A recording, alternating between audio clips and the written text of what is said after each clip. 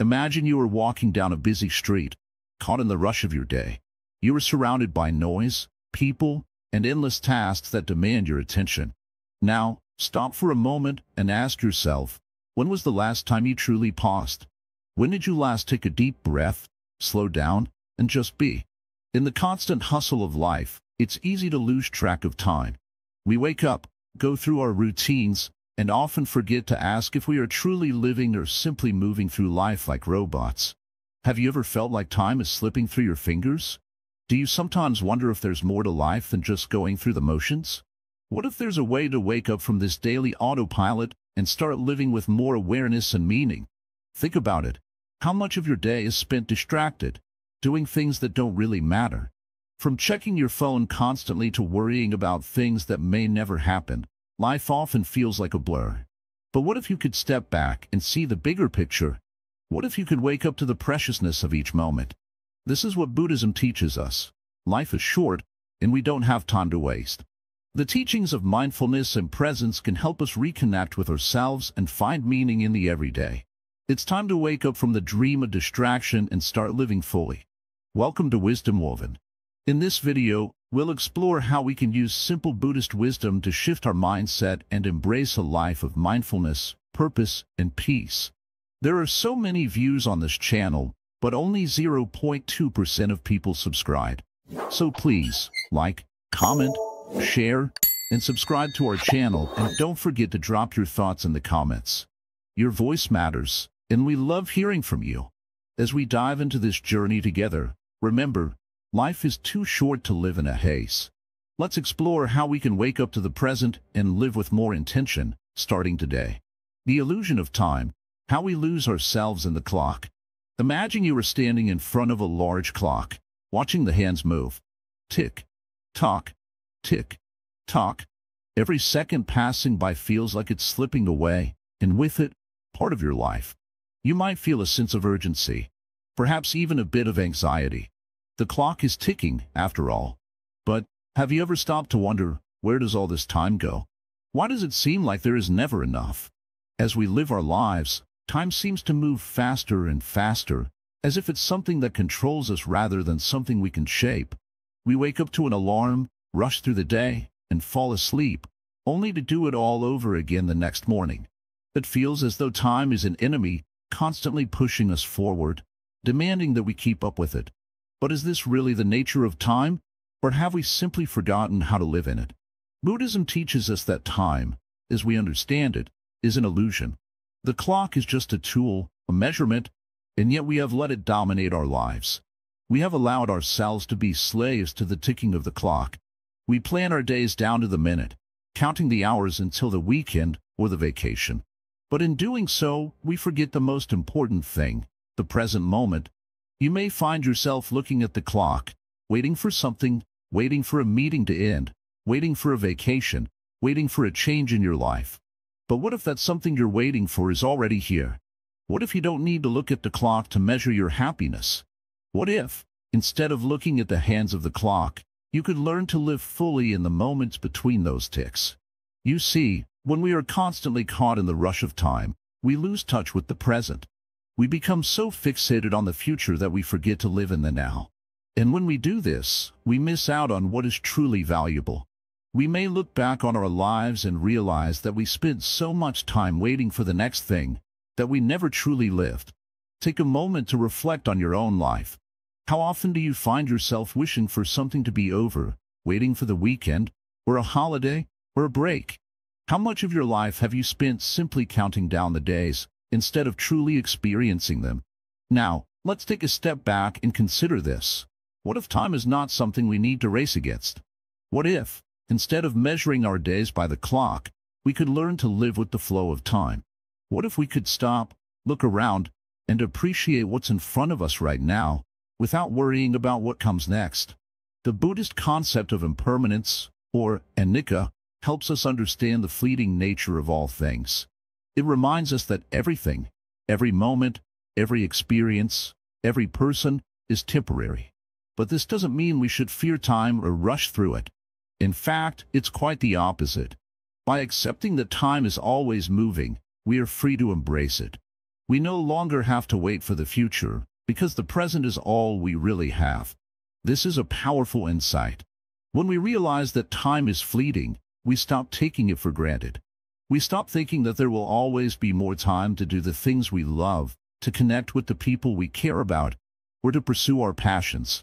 We begin to see time as a precious gift, one that should be spent wisely. Take a deep breath. Right now, in this moment, you have everything you need. You don't need to chase the clock. You don't need to worry about what comes next. Just be here, in the present, with yourself. This is where life truly happens.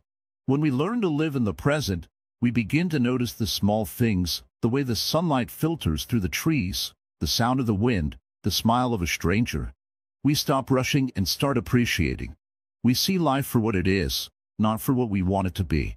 We start to live in harmony with the flow of time, rather than against it.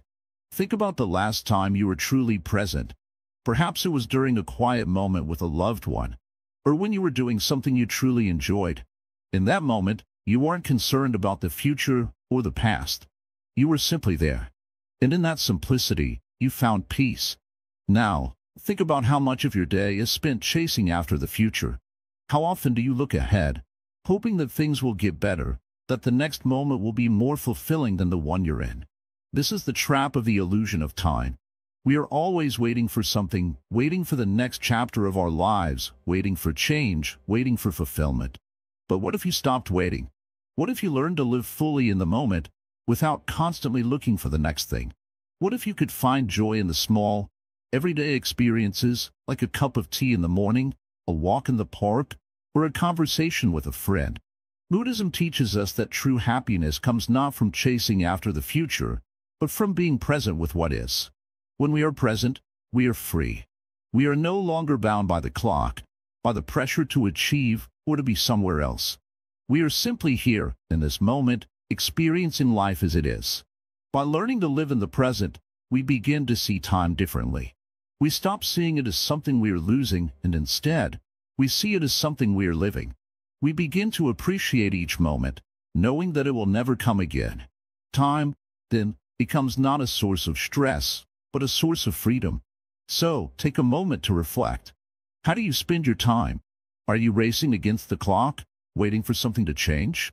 Or are you learning to live in the present, to embrace each moment as it comes? Remember, time is not your enemy. It is not something you need to fight against. It is simply a river flowing, and you are part of that flow. By learning to live in harmony with time, you can begin to experience life in a whole new way. You can begin to wake up to the beauty of the present moment, and in doing so, you will wake up to life itself. Now, think back to that clock. The next time you feel the urge to check the time, pause. Instead of seeing the clock as a reminder of what you must do, see it as a reminder of the gift that each moment is. Time is not something you need to control or fear. It is something you can learn to live with mindfulness and awareness. The clock is ticking, but so is life. Don't let it pass by unnoticed. Wake up to the present, and you'll find that time is not something to be afraid of. It's something to be embraced. Live fully, and you'll find that every moment is enough. Suffering in the still point. Understanding dukkha in daily life. In life, there's one thing we all have in common: suffering. It's something we all experience, no matter our age, background, or situation. And yet, most of us try to avoid it at all costs, believing that suffering is a sign of failure or weakness. But here's the truth: suffering is not something to be ashamed of. It's a natural part of being human. Imagine for a moment that you're standing at the edge of a calm lake. The water is still, reflecting the sky above perfectly. But beneath the surface, there are currents, moving unseen. If you dive into the water, you can feel the pull of these currents, tugging you in different directions. The surface might look peaceful, but below it, there's a constant movement. This is how life feels sometimes. On the surface, everything may appear fine. We go about our day-to-day routines, smiling, working, interacting with others. But deep inside, many of us are struggling with feelings of dissatisfaction, longing, or fear. These currents of suffering are always there, sometimes just below the surface, sometimes overwhelming us. In Buddhism, this concept of suffering is called dukkha. It's often translated as suffering, but it's much more than that. It refers to the feeling of discontent or dissatisfaction that arises from the impermanence of life. No matter how much we try to hold on to things, whether it's a relationship, a job, or even our own health, everything changes. And because of this, we experience a sense of unease. Nothing in life stays the same. Our desires, our attachments, and even our expectations create a constant feeling of wanting something more or different. This is dukkha. But here's the key. Suffering isn't something we need to run away from. In fact, it's through understanding our suffering that we begin to find the path to peace. Buddhism teaches us that the first step to liberation is acknowledging the truth of dukkha. By accepting that suffering is part of life, we can begin to break free from the cycle of trying to escape it. Think about it. How many times have you found yourself resisting something painful, something uncomfortable? Maybe it's an emotion, like sadness or anger. Maybe it's an external situation, like a problem at work or in a relationship. When we resist, we only make the suffering worse. It's like fighting against the current in that lake. The more we struggle, the harder it is to stay afloat. But what happens if we stop resisting? What happens if we allow ourselves to feel the pain, the discomfort, the frustration, without judgment? It's not about liking the suffering or welcoming it, but about acknowledging it and allowing it to exist without trying to change it. This is where the still point comes in, the moment of acceptance, where we stop fighting against the flow of life. When we understand that suffering is a part of life, we can begin to approach it with a different mindset. Instead of reacting with fear or frustration, we can respond with mindfulness and compassion. We don't need to escape our pain, because when we stop resisting, we can learn to ride the waves of life with grace. Now, this doesn't mean that we should simply accept all forms of suffering without trying to improve our situation. It doesn't mean we should stop striving for a better life. But it does mean that we stop expecting life to be perfect. We stop clinging to the idea that happiness comes from avoiding suffering altogether. Happiness, according to Buddhism, comes from learning to be at peace with whatever arises. It's not about seeking out pleasure and avoiding pain. It's about being present with both, without attachment or aversion. Think about your own life for a moment. How many times have you chased after something, believing that once you have it, everything will be perfect? Maybe it was a new job, a new house, or a new relationship. But even when we get what we want, there's often a sense of emptiness that follows. The excitement fades, and we find ourselves wanting more. This is the nature of desire. It's never truly satisfied. We always want something else, something more. But what if the answer isn't in chasing after more, but in letting go of the need for more? What if happiness doesn't come from achieving anything outside of ourselves, but from finding contentment in what we already have? This is the wisdom of Buddhism. It's not about denying our desires, but about recognizing them as fleeting and impermanent. When we can let go of our attachment to them, we free ourselves from the cycle of suffering. When we sit with our pain, rather than run from it, we begin to see it for what it is. We begin to understand that suffering is not a personal flaw or something to be ashamed of, but a natural part of the human condition. And in this understanding, there is freedom. We no longer have to be afraid of our own pain. We can embrace it with compassion and allow it to teach us. This is the path to peace. It's not about avoiding the storms of life, but about learning to find calm in the midst of them. When we stop resisting, we start to experience life as it truly is, moment by moment, with all of its beauty and pain, its joy and sorrow. We realize that suffering is not something to be feared, but something to be understood and transformed. As we move forward on this path, remember, suffering doesn't have to define us. It doesn't have to control us. Through mindfulness, awareness, and compassion, we can learn to live with suffering without letting it take over our lives. It's not about escaping pain. It's about embracing the full range of human experience with an open heart and a clear mind. This is the essence of Buddhist wisdom, seeing life as it truly is, without fear, without attachment, and with deep understanding.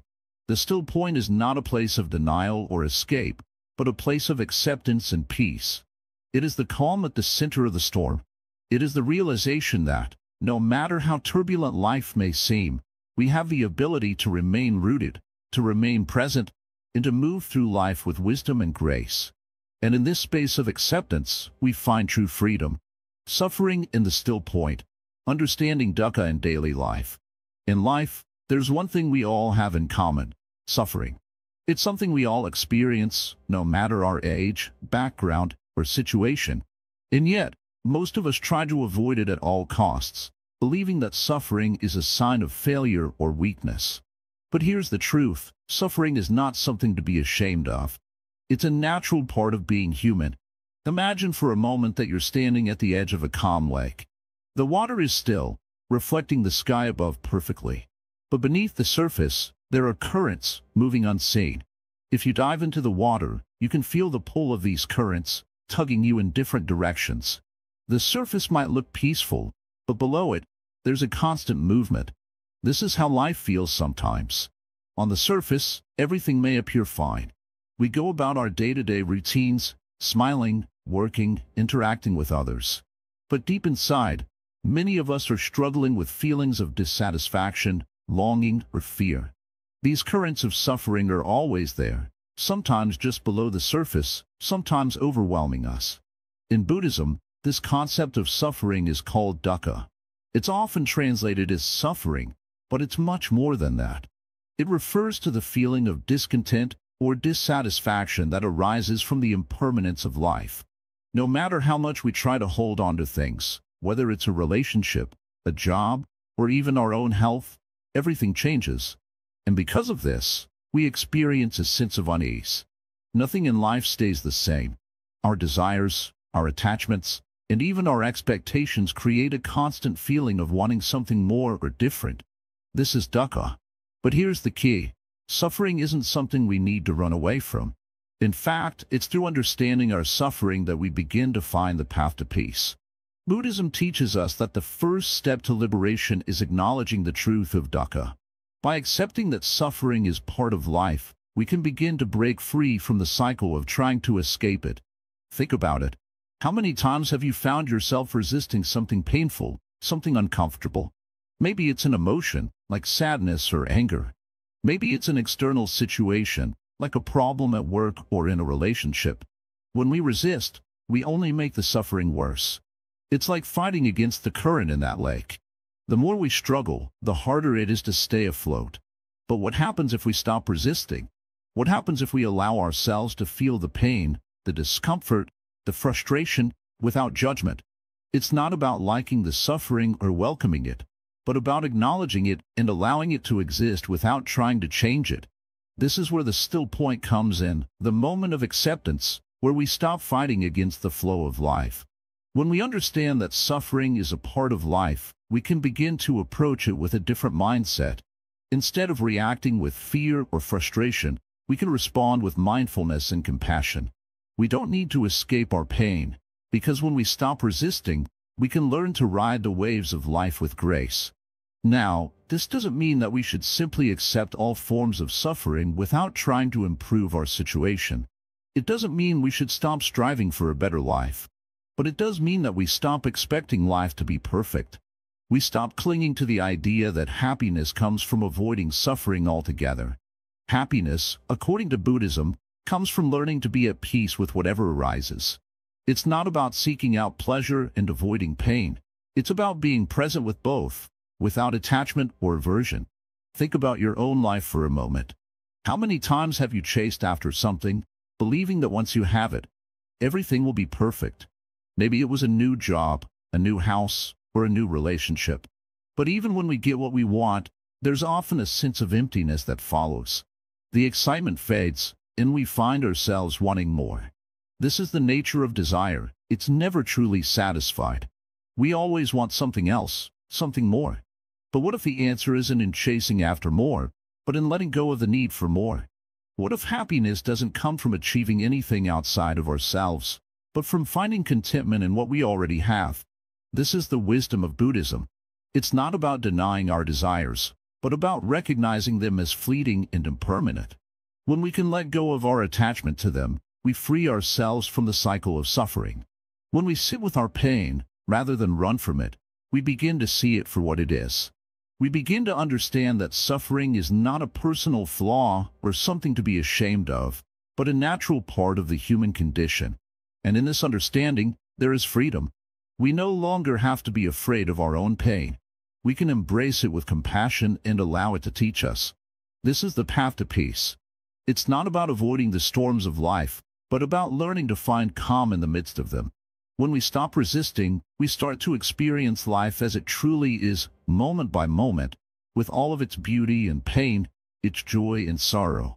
We realize that suffering is not something to be feared, but something to be understood and transformed. As we move forward on this path, remember, suffering doesn't have to define us. It doesn't have to control us. Through mindfulness, awareness, and compassion, we can learn to live with suffering without letting it take over our lives. It's not about escaping pain. It's about embracing the full range of human experience with an open heart and a clear mind. This is the essence of Buddhist wisdom, seeing life as it truly is, without fear, without attachment, and with deep understanding. The still point is not a place of denial or escape, but a place of acceptance and peace. It is the calm at the center of the storm. It is the realization that, no matter how turbulent life may seem, we have the ability to remain rooted, to remain present, and to move through life with wisdom and grace. And in this space of acceptance, we find true freedom. The mirror of aging, embracing impermanence with grace. As we grow older, something subtle happens. We begin to see the changes in ourselves. Our hair thins, our skin becomes less firm, and we start noticing the creases that weren't there before. We might even look in the mirror one day and ask, where did the time go? But this, my friends, is the beginning of a deep realization. Our bodies are not permanent, and neither is life itself. In Buddhism, we call this impermanence. It's a central teaching that reminds us that everything, every moment, every person, every experience, will eventually change or pass away. This truth can be unsettling, but it can also be incredibly freeing. Because when we truly understand impermanence, we stop holding on so tightly to things that will not last. The reality of aging is something many of us try to avoid thinking about. We might even try to hide the signs of it, using creams or treatments to slow down the inevitable. But what if, instead of fighting against aging, we chose to embrace it? What if we saw the wrinkles on our faces not as signs of decline, but as symbols of wisdom earned over the years? What if we learned to appreciate each gray hair, each laugh line, as a marker of a life fully lived? Aging doesn't have to be a source of fear or sadness. In fact, it can be a beautiful process, one that allows us to deepen our understanding of life itself. In Buddhism, there's a concept known as the impermanence of the body. Our bodies are constantly changing, and in a way, they are not even ours to begin with. They are temporary vessels for the mind and spirit, and they are always in a state of flux. We cannot hold on to them forever, just as we cannot hold on to anything in this world. But here's the important part. This impermanence is not something to fear. It's something to accept. When we accept that our bodies will change and eventually fade, we can shift our focus from clinging to external appearances and instead turn inward. We can focus on cultivating inner peace, wisdom, and compassion. We can spend our time deepening our relationships, not with a mirror or with the fleeting image of youth, but with the people we love and with ourselves. Think about it this way. As we age, we also gain perspective. We have lived long enough to understand that not everything is as it first appears. We've seen enough of life to know that things are always changing, sometimes for the better, sometimes not. But with each passing year, we grow more capable of handling whatever life throws at us. The wisdom that comes with age is priceless, and it can help us navigate the ups and downs of life with a calm, clear mind. This is where Buddhism offers us incredible insight. The Buddha taught us that aging, sickness, and death are inevitable parts of life. We cannot escape them, but instead of dreading these natural processes, we can learn to meet them with acceptance and grace. The Buddha himself was not immune to the ravages of age. He, too, grew old and experienced the natural decline of his body. Yet, through his teachings, he showed us that our true nature is not defined by the physical body. Our true nature is beyond form. It is the mind, the heart, and the spirit that define us, not our outward appearance. So, how do we embrace aging with grace? First, we must stop fighting against it. When we accept that we are not in control of time, we can begin to relax into it. Instead of constantly trying to slow down the clock, we can start living in harmony with it. We can appreciate the present moment, knowing that it is precious and fleeting. We can spend our time doing what truly matters, connecting with others, sharing our wisdom, and nurturing our inner peace. Another key to embracing aging with grace is letting go of our attachment to youth. Society often places so much value on youth, beauty, and physical perfection. We are bombarded with images of flawless skin, fit bodies, and youthful energy. But the truth is, these things are fleeting. No matter how hard we try, we cannot stop the process of aging. What we can do, however, is shift our focus to what truly matters. We can embrace the beauty of a life well lived, one that is rich with experiences, memories, and lessons learned. When we let go of our attachment to the physical body and its outward appearance, we free ourselves from the constant pressure to look or feel young. We can allow ourselves to age with dignity and grace, knowing that we are so much more than our bodies. We are our thoughts, our actions, and our relationships. We are the love we give and the wisdom we share. These are the things that define us, not how we look in the mirror. Now, let's take a moment to reflect on this. How often do we find ourselves wishing for things to be different? How often do we wish we could turn back time or regain our youthful energy? These thoughts are natural, but they are also rooted in attachment, an attachment to a version of ourselves that no longer exists. What if, instead of wishing things were different, we chose to appreciate the here and now? What if we could look in the mirror and say, "This is who I am, and I am at peace with it"? One of the most profound teachings in Buddhism is the practice of mindfulness. Through mindfulness, we learn to be present with ourselves just as we are. We stop wishing for things to be different, and we simply accept the reality of the present moment. This includes accepting our aging bodies. When we can be fully present with ourselves, without judgment or regret, we begin to cultivate a deep sense of peace. Aging is not a curse, it is a gift. It is a gift because it offers us the opportunity to grow, to reflect, and to share the wisdom we have gained with others. As we age, we are given more chances to practice patience, kindness, and compassion. We are given the chance to truly understand that life is fleeting and that every moment is precious. With this awareness, we can live more fully, more intentionally, and with greater love. So let us embrace aging with grace and gratitude.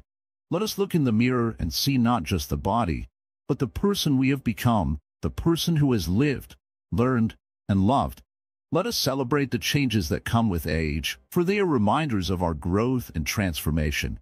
And let us remember that the true essence of who we are is not defined by our physical appearance, but by the love and wisdom we carry in our hearts. Craving less, living more, the noble truths in practice. We live in a world that constantly whispers to us, urging us to want more, to be more, to have more. Everywhere we turn, there's a new desire being planted in our hearts, a new craving that promises to fill a gap we may not even know exists. But have you ever stopped to ask yourself, why do we crave so much? Why do we feel incomplete, as if we need to acquire something outside of ourselves to finally feel at peace? Buddhism teaches us that craving is at the heart of our suffering. This is part of what we call dukkha, or suffering. It is not just physical pain we experience, but the deep dissatisfaction that comes from constantly wanting more, constantly chasing after things that we believe will make us happy. And yet, no matter how much we get, there is always something else we think we need. It's like trying to fill a bucket with holes. No matter how much we pour into it, it's never full. Imagine you've worked hard all week. You've earned money, bought new things, and maybe even traveled somewhere you've always wanted to go. At first, you feel great. You feel accomplished, excited, and proud of what you've gained. But as the days go by, the excitement fades. The newness wears off. The things you've acquired lose their shine, and once again, you start to feel that empty space. You crave more experiences, more possessions, more attention, more comfort. It's a cycle, a pattern that keeps repeating itself. And in the end, what do we really gain? The Buddha understood this very well. He saw that humans are constantly stuck in the cycle of craving and dissatisfaction. No matter what we get, we are never truly satisfied. So, he taught us the Four Noble Truths, which are the foundation of Buddhist practice. The first truth is that suffering exists. The second truth is that suffering is caused by craving, by our constant desire for things to be different than they are. But the third truth is that there is an end to suffering, and it comes from letting go of this craving. It sounds simple, right? If craving causes suffering, then stop craving, and the suffering will end. But if it were that easy, we would all be at peace by now. The truth is, letting go of cravings takes practice. It takes awareness and understanding. It requires us to shift our mindset, to stop viewing the world as something we need to control or possess. The Buddha taught us that true peace comes when we stop wanting things to be different than they are. Let's take a moment to reflect. When was the last time you felt truly satisfied with what you had? When did you last look around and think, this is enough? It's not often, is it? We are always looking for something more, something bigger, something better. But in doing so, we miss out on the beauty of the present moment.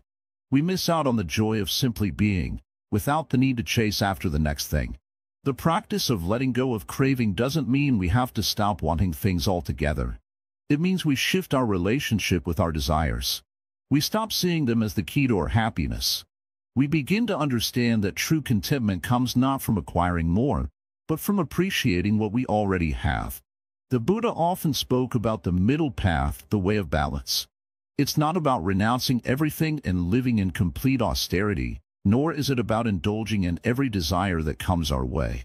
It's about finding a balanced approach to life, where we can enjoy what we have without becoming attached to it. We can appreciate the beauty of a new possession, but we don't allow it to define our happiness. We can enjoy a delicious meal, but we don't need to overindulge in order to feel complete. This balance is the key to overcoming craving and finding lasting peace. Think about it. How much of your life is spent running after things that don't really bring you lasting happiness? How many hours do you spend working, accumulating, striving, only to feel just as empty as you did before? What if, instead of craving more, you simply allowed yourself to be content with what you already have? What if you could let go of the pressure to keep up with others, to constantly strive for more, and just rest in the present moment, appreciating what you have right now? This doesn't mean we should stop striving for personal growth or improvement. It doesn't mean we should stop working hard or trying to make the world a better place. But it does mean we should stop tying our happiness to external outcomes. When we learn to let go of the craving for more, we open ourselves up to a deeper sense of peace. We start to experience life as it is, beautiful, imperfect, and enough. The Buddha's teachings remind us that true happiness isn't found in possessions or achievements. It's found in the peace that comes from within, from letting go of our attachment to things and opening ourselves to the present moment. The more we let go of cravings, the more we can experience life with a sense of ease and joy. As we walk through our busy lives, let's take a moment to pause and reflect on our cravings. Are they serving us? Are they bringing us closer to peace? Or are they keeping us trapped in a cycle of dissatisfaction? If we want to live more fully, we need to let go of the idea that more will make us happy. We need to learn to appreciate the present moment, to find contentment in the here and now. Remember, life is too short to live in a constant state of craving. We have the power to choose how we relate to our desires. We can learn to appreciate what we have, to let go of the need for more, and to live in a way that brings us lasting peace and contentment. So, next time you find yourself longing for something more, ask yourself, do I really need it? Or am I just trying to fill a space that can only be filled by letting go? The more we practice letting go of our cravings, the more we open ourselves to the true joy of living. And in doing so, we begin to awaken to the beauty of the life we already have. Letting go of what no longer serves. Life, like a river, is constantly flowing. The waters move forward, never staying in one place for too long. In the same way, we too are constantly changing, evolving, and shifting. Yet, often, we find ourselves holding on to things, thoughts, feelings, habits, relationships that no longer serve us. These things are like rocks in the river, blocking the natural flow of life. The problem is, we don't always realize that they are there. We cling to them, not knowing that they are weighing us down. Let's think about it for a moment. How many times in your life have you held on to something that was no longer helpful? It could be a grudge, an old fear, or a dream that no longer fits your reality. We hold on to these things for so long that they become part of who we think we are. But just because something has been with us for a long time doesn't mean it's good for us. Buddhism teaches us that attachment is one of the key causes of suffering. The more we cling to things, whether they are people, possessions, or even our own thoughts, the more we experience pain when those things inevitably change or disappear. This is because everything in life is impermanent. Nothing stays the same forever. And when we refuse to let go of things that have served their purpose, we create unnecessary suffering for ourselves. Imagine if you were holding on to a heavy bag full of rocks. At first, the weight might seem manageable, but over time, the burden becomes harder and harder to carry. Eventually, you get so used to carrying it that you forget it's there. You might even start to think that you need the weight to feel grounded. But if you ever took a moment to look inside that bag, you'd see that the rocks are no longer useful, they're just holding you back. This is exactly what happens when we refuse to let go of things that no longer serve us. Whether it's a painful memory, a negative belief about ourselves, or a relationship that's draining our energy, we continue to carry it, even when it's no longer helpful. The truth is, we don't have to carry that weight. We can choose to let go, to release what no longer serves us, and make space for something new. But letting go is not always easy. In fact, it can feel terrifying. We are creatures of habit, and change often brings discomfort. We fear the unknown, and letting go of something familiar can feel like losing a part of ourselves. But the reality is, we are not our attachments. We are not the things we hold on to, nor are we the past mistakes or hurts that we've experienced. We are much more than that. Buddhism teaches us that true freedom comes when we release our attachments. It's like cleaning out a cluttered room. When we let go of the old and used items, the space becomes open, clear, and ready to be filled with something new. In the same way, when we let go of our attachments, we free ourselves to embrace the present moment and all the possibilities that come with it. One of the most powerful practices in Buddhism is the act of mindfulness. Through mindfulness, we become more aware of what we are holding on to. We begin to notice the thoughts, emotions, and habits that are weighing us down. And once we become aware, we can start the process of releasing them. It's not about forcing ourselves to let go, but about gently observing and allowing the process to unfold naturally. Letting go also means forgiving. Forgiveness is a powerful tool in releasing the past and moving forward. When we hold on to resentment or anger, we are the ones who suffer. The other person may not even be aware of the hurt they've caused, but we continue to carry the pain. In Buddhism, forgiveness is seen as a gift we give to ourselves, not the other person. It's a way of freeing ourselves from the grip of negative emotions, allowing us to live with more peace and compassion. Another important aspect of letting go is understanding that life is constantly changing. We may hold on to things because we think they will bring us security or happiness, but nothing in life is permanent. The people we love, the possessions we cherish, and even our own health are all subject to change. This is not something to be afraid of, but rather something to embrace. When we understand the impermanent nature of life, we can begin to let go of our attachments and live more fully in the present.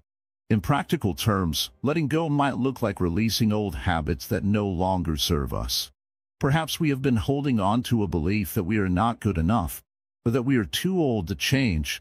Letting go of these limiting beliefs allows us to step into a new reality, one where we are free to grow, learn, and create the life we truly want. It might also mean letting go of a toxic relationship or a job that no longer brings us fulfillment. When we release what is no longer serving us, we make room for new opportunities that are aligned with our true self. The process of letting go is not a one-time event. It is a continuous practice. As we move through life, we will encounter new things to release. The key is to stay mindful and be willing to let go of what no longer serves us, no matter how attached we may feel. With each release, we become freer, more peaceful, and more open to the beauty of the present moment. Imagine your life as a beautiful garden. To let the flowers bloom and grow, you must first clear the weeds.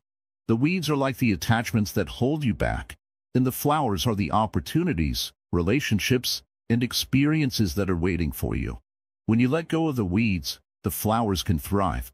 Your life, too, will bloom with new possibilities when you make space for what truly matters.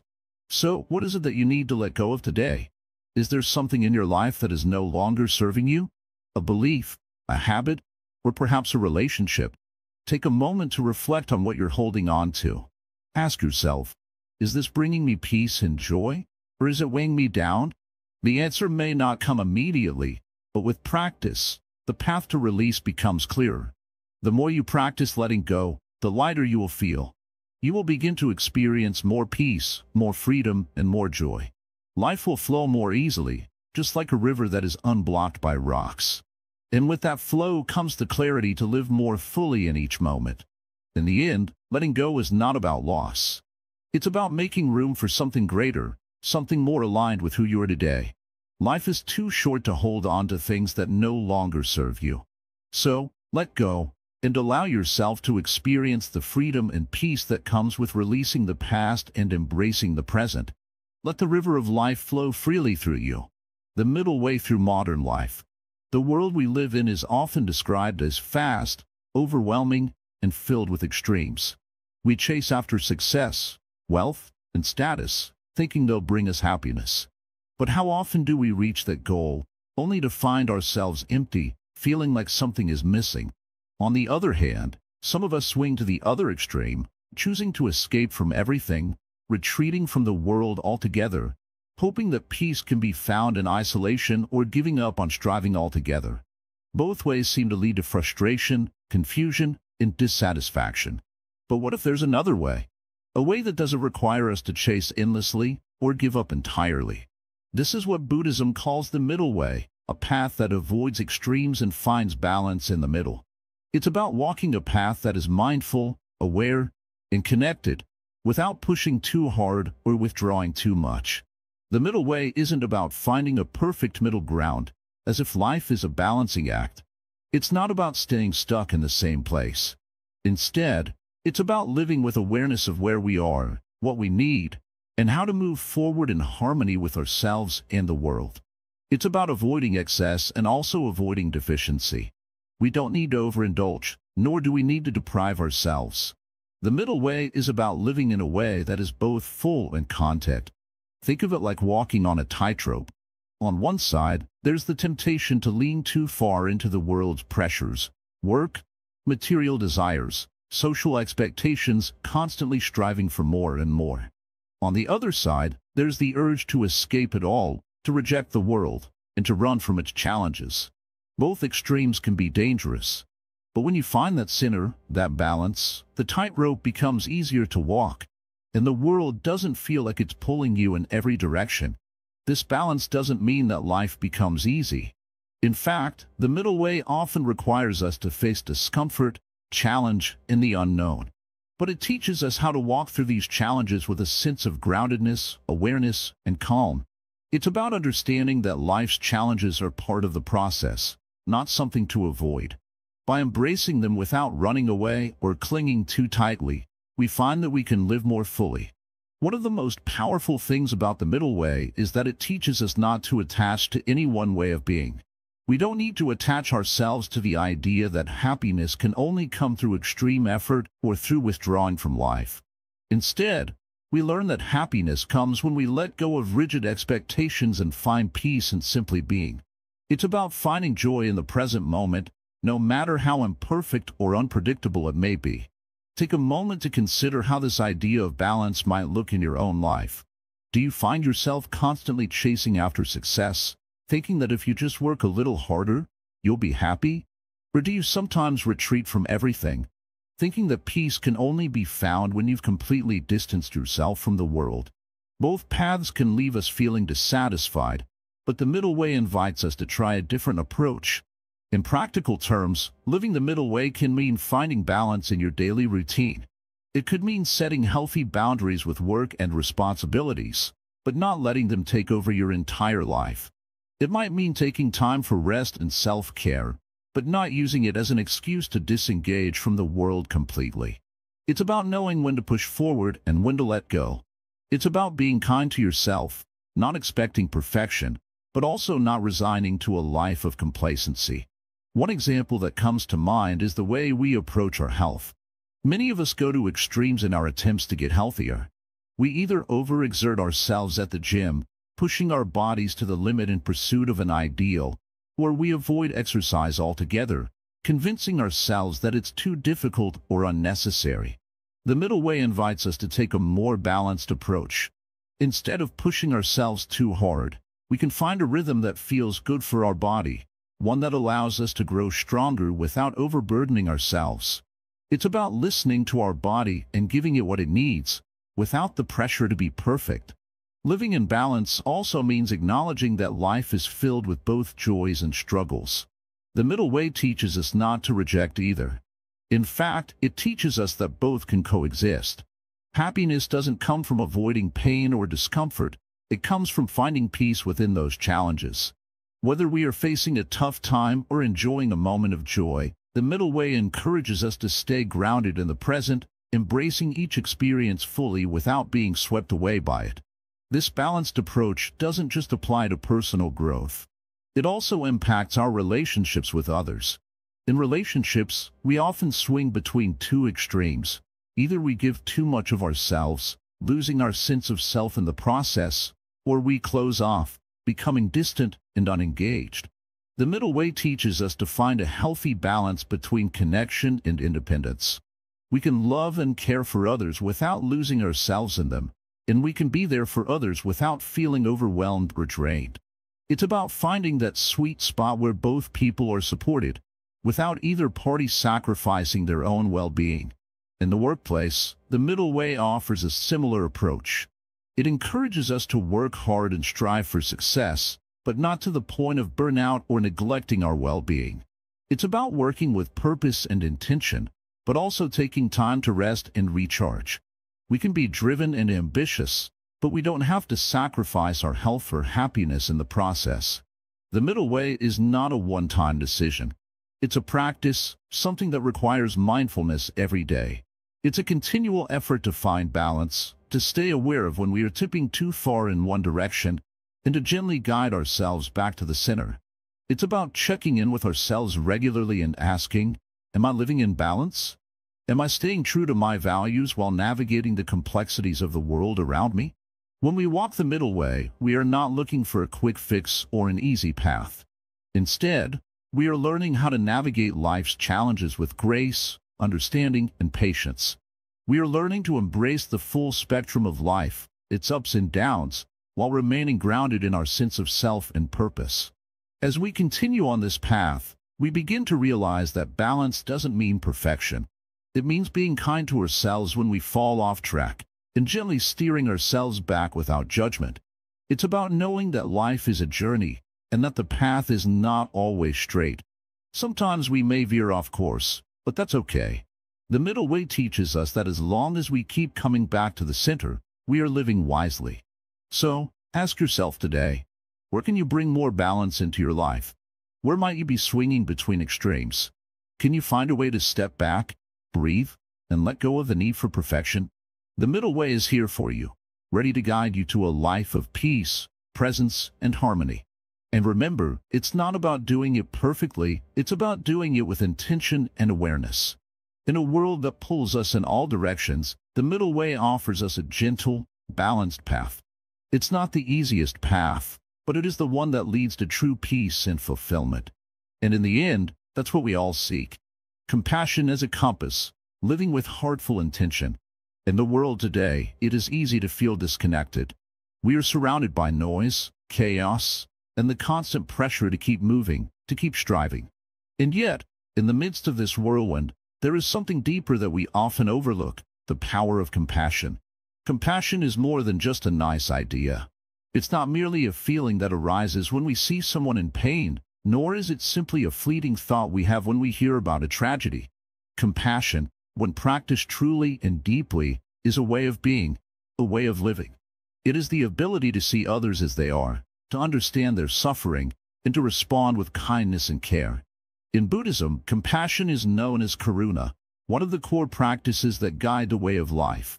It teaches us that suffering is an inevitable part of being human, but that we don't have to face it alone. Every single one of us is touched by pain, whether it's physical, emotional, or mental, and yet, instead of retreating or closing off from others, we have the chance to open our hearts and extend a hand. You may wonder, but what can I do? How can I possibly make a difference in such a vast, complicated world? The truth is, we all can make a difference. It starts with one small act, one moment of understanding. Whether it's listening to a friend who's struggling, offering a kind word to a stranger, or simply holding space for someone to be heard, each act of compassion ripples out. It is not about grand gestures, it's about consistency. It's about choosing, day in and day out, to act with love and kindness, even in the smallest of ways. In our busy lives, it's easy to become wrapped up in our own struggles. We get so caught up in our own thoughts, our own agendas, that we forget to look around and see the needs of others. Compassion begins by shifting our focus. It begins with taking a moment to look up from our phones, to step out of our own world, and to notice the people around us. You don't have to look far to see someone in need of compassion. It could be the person sitting next to you, the colleague who seems withdrawn, or even the people on the streets you walk by each day. It's not always easy. There will be times when we are tired, overwhelmed, or frustrated, and offering compassion might feel like the last thing we want to do. But the more we practice it, the easier it becomes. Compassion is like a muscle. The more we exercise it, the stronger it grows. And just like any muscle, it brings about profound benefits, not only to the people we help but also to ourselves. When we act with compassion, we begin to dissolve the boundaries between ourselves and others.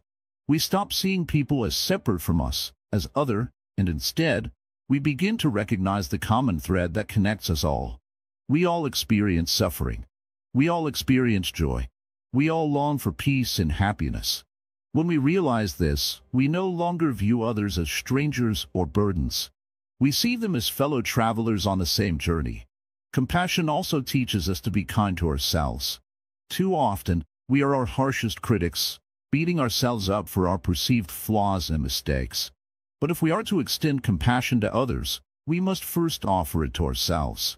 We must recognize that we, too, are deserving of love and understanding. This isn't about letting ourselves off the hook for our mistakes or shortcomings. It's about recognizing that we are human, and to be human is to err, to grow, and to learn. In moments of difficulty or self-doubt, ask yourself, what would it look like to treat myself with the same kindness that I offer to others? Sometimes, the most compassionate thing we can do for ourselves is to forgive ourselves, to accept ourselves, and to allow ourselves to rest. This self-compassion is not selfish. Rather, it's an essential part of being able to give to others. We cannot pour from an empty cup. When we live with compassion, we also become more attuned to the world around us. We begin to see the interconnectedness of all things. We understand that the suffering of one is the suffering of all. And with that understanding comes the motivation to help, to alleviate that suffering in whatever way we can. Whether it's through our words, our actions, or even our thoughts, compassion guides us toward a life of service, of purpose, and of fulfillment. You may have noticed that compassion isn't just about giving. It's also about receiving. When we are open to offering kindness and care to others, we create space for that same kindness to return to us. The more we give, the more we receive, not necessarily in material ways, but in emotional and spiritual richness. The connections we build with others through compassion create a sense of belonging, of community, of being part of something greater than ourselves. But sometimes, showing compassion can feel like an uphill battle. We live in a world that often prioritizes self-interest over the well-being of others. We live in a society that tells us to look out for number one, to compete, to be better, to climb higher. Compassion, in this context, can seem like a weakness or an afterthought. But it is, in fact, a great strength. True compassion requires courage. It requires us to be vulnerable, to open our hearts, and to risk feeling the pain of others. It challenges our assumptions and asks us to put aside our ego. When we cultivate compassion, we begin to transform not only our relationships with others, but also our relationship with the world. We stop seeing life as something we need to fight against, and we start seeing it as something we can contribute to. In every moment, we have the opportunity to choose: will we act with compassion, or will we close ourselves off in fear, indifference, or anger? The choice is always ours. And though it may not always be easy, the more we choose compassion, the more natural it becomes. In the end, it's not the amount of wealth we accumulate, or the titles we earn, or the goals we achieve that matter most. What truly matters is the way we treat one another, the kindness we offer, and the love we share. Compassion is the compass that can guide us through the complexities of life. It is the thread that connects us all, the force that makes us human. When we live with compassion, we wake up to the world in a new way. We see through the illusion of separateness and embrace the beauty of our shared experience.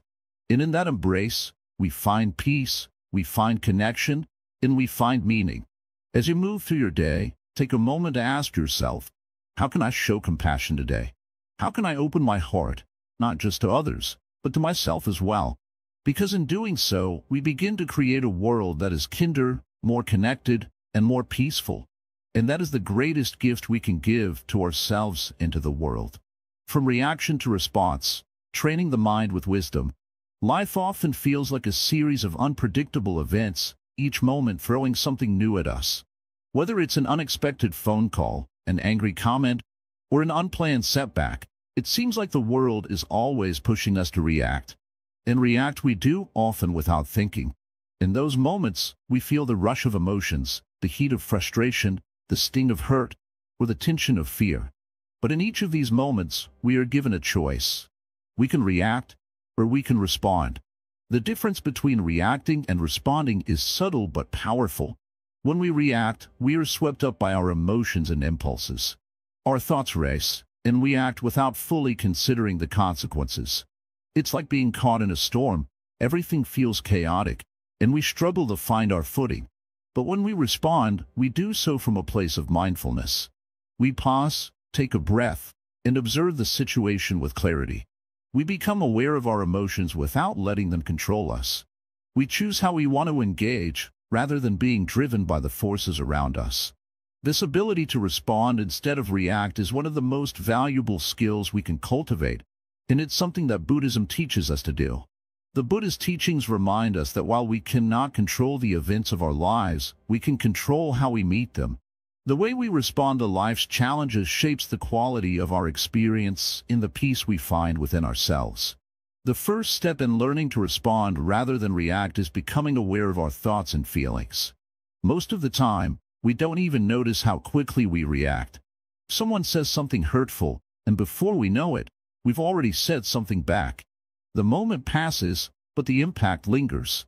This is because our minds are often on autopilot, running patterns that we've developed over a lifetime.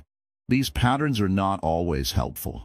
They are shaped by our past experiences, our fears, our desires, and our conditioning. To break free from these patterns, we need to develop mindfulness, the practice of observing our thoughts and feelings without judgment. When we are mindful, we can see the triggers that cause our reactions.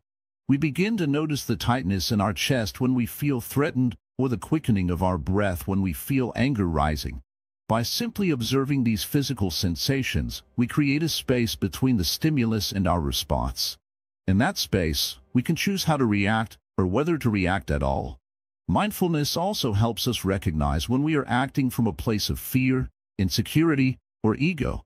So often, our reactions come from a desire to protect ourselves, or to prove something to others. We lash out because we are afraid of being misunderstood, or we hold back because we fear rejection. But when we are mindful, we can step back from these fears and see the situation more clearly. We can respond with compassion, not just for others, but for ourselves as well. Compassion is at the heart of wise responses. Instead of reacting with judgment or criticism, we can respond with understanding. We can look at the person who has hurt us and remember that they, too, are human, flawed and struggling just like we are. We can look at a difficult situation and see it as an opportunity for growth, rather than something to avoid or fight against. The Buddha taught that we are not our emotions. Our emotions come and go, like waves in the ocean, but they do not define us. When we react impulsively, we identify with our emotions, believing that we are angry, frustrated, or sad. But when we practice mindfulness, we can see that we are the awareness behind those emotions. We are the calm in the storm. This perspective gives us the power to respond from a place of wisdom, rather than being at the mercy of our immediate impulses.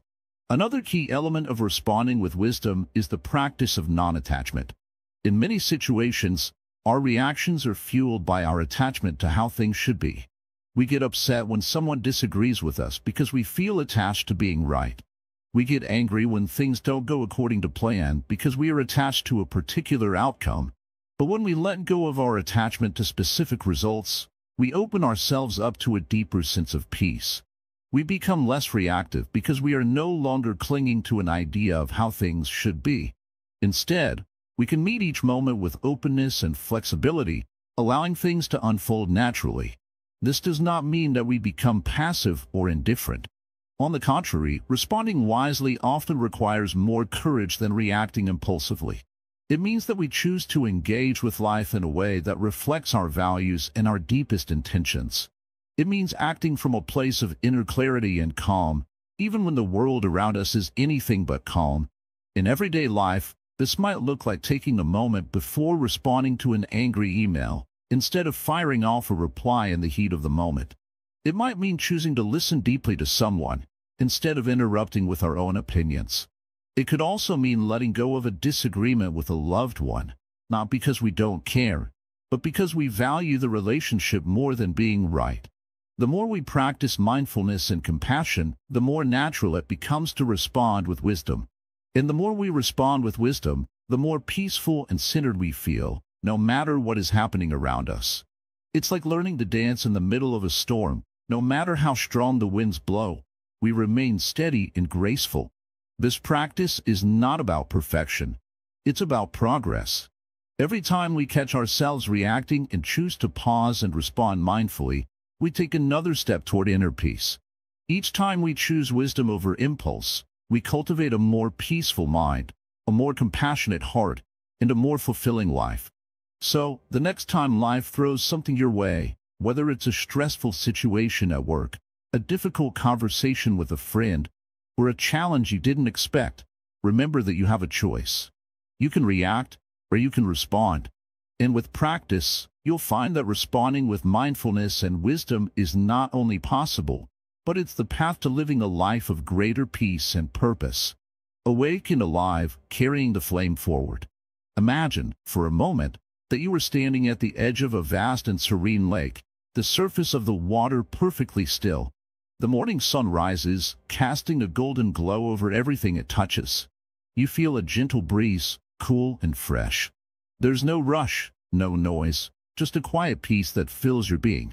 In this moment, you are fully awake, aware of your breath, the beauty around you, and the stillness within. This is what it means to live fully, to be truly alive. To wake up to life is not to wait for some grand event to happen. It is to be present with what is here, right now. The problem is, so many of us live on autopilot, letting life pass by without truly experiencing it. But the teachings of Buddhism remind us that this is not how we were meant to live. We are not meant to rush through life in a blur, chasing after things that never bring us lasting peace.